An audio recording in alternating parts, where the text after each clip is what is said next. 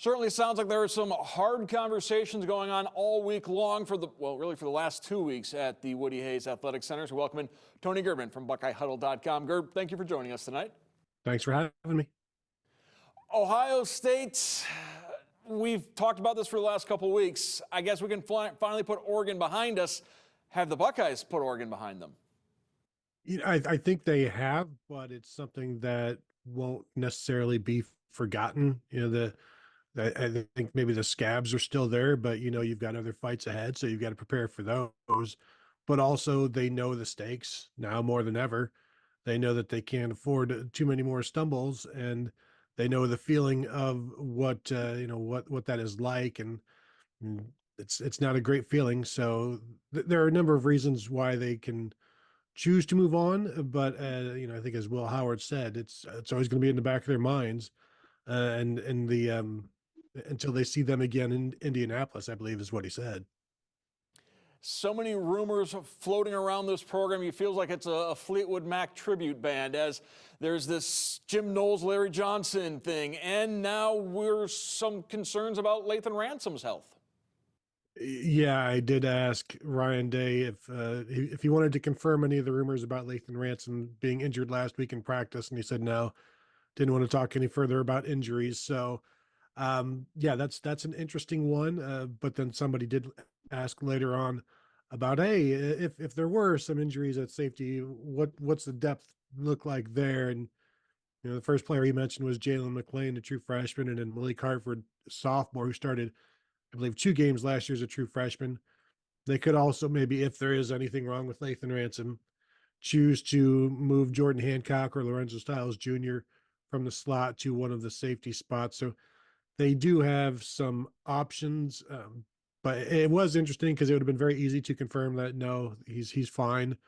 And so the confirmation seems maybe what we got there with no idea of length or severity or anything like that.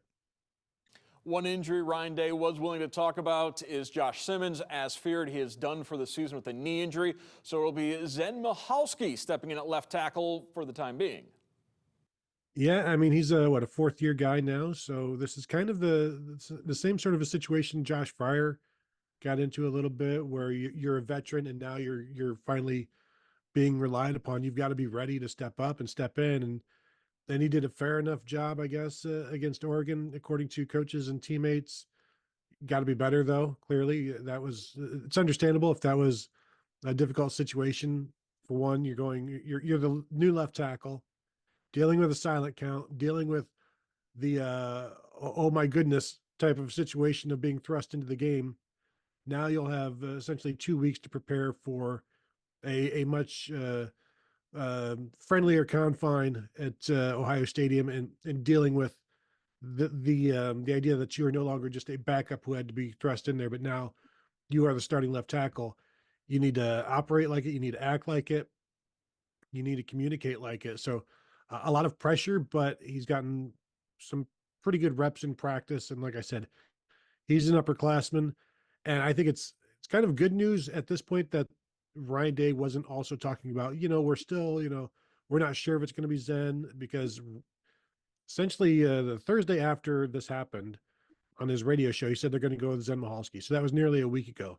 If things would have changed between now and then, that would have told you or told me that Zen Michalski was not performing up to task in practice, and that they were now not quite desperation mode, but awfully close to it. And I also thought it was interesting that Day intimated that Quinshon Judkins is feeling better now after the procedure on his hand than he did prior to the procedure on his hand, and that whatever issue it was did not play a factor in the fumble problems we've seen out of Judkins. Yeah, and I think you go back and watch, and he had the ball in the fine arm, the fine hand that got ripped out, but he wasn't necessarily using his right hand to maybe keep the ball in there or support the ball. He did say that had nothing to do with his hand issue or whatever issue that may have been going on. Had nothing to do with the fumble.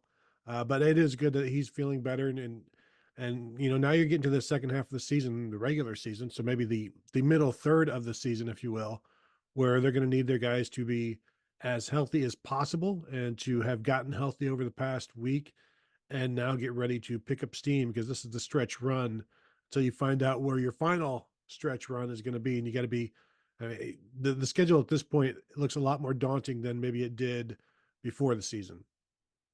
Nebraska coming to town this weekend. The Cornhuskers off to a good start, but boy, did they get their hats handed to them by Indiana last week.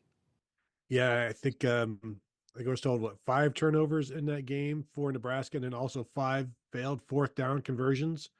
So they went down swinging, that's for sure.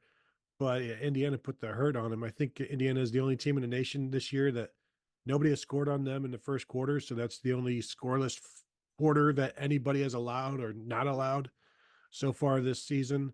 So they get out on you early and then they stay out on you. And Nebraska just got wrapped up into basically a sandstorm there. And now they've got to come out better for it. This is a lesson learned for quarterback Dylan Raiola and the entire rest of the team because they know they've got high hopes. And when you get you get your butt whooped like that, as Woody Hayes say, nothing cleanses the soul like other than something like that.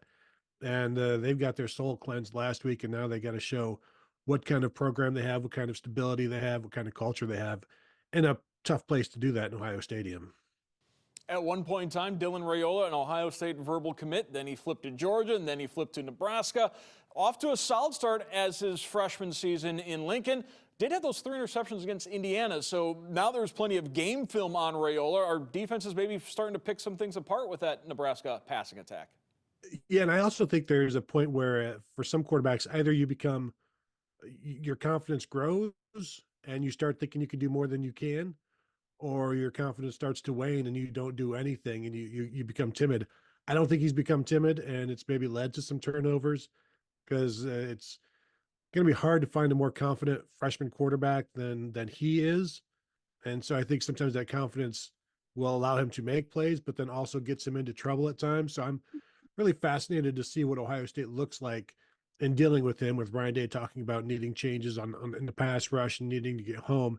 So I wonder how much they do when you're facing a true freshman quarterback with, as you said, more film than he's had, than ever before. So they already know about him, but now they've been able to study him and study him well as a college football player. And as you said, he's had some turnovers.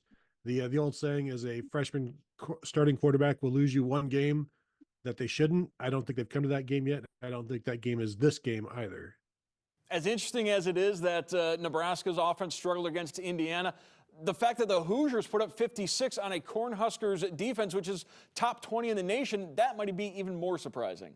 Yeah, a bunch of short fields in there as well, which helped. But Indiana was able to capitalize, get in the red zone and score. And so that's something that I know as everybody watches this Nebraska game for Ohio State, people are going to compare. Okay, Indiana did this. That means Ohio State has to do this.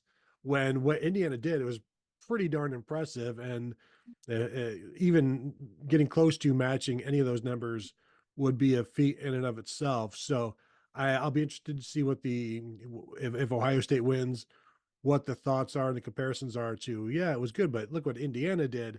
And boy, what a strange place that would be when you're looking at your win and people are like, yeah, but it wasn't as good as Indiana's. Like when Indiana is the pedestal that everybody's being compared to, it's an interesting place, but this might be the most interesting season in college football history. It's shades of 2020 when the Hoosiers came out of nowhere and really set the bar high for what was then the Big Ten East. I think we heard what we needed to hear earlier this week from the Buckeyes. On Saturday, we'll see what we need to see from the Buckeyes as they take on the Cornhuskers. I want to thank Tony Gerdeman from BuckeyeHuddle.com. Gerd, thank you once again. Thanks for having me.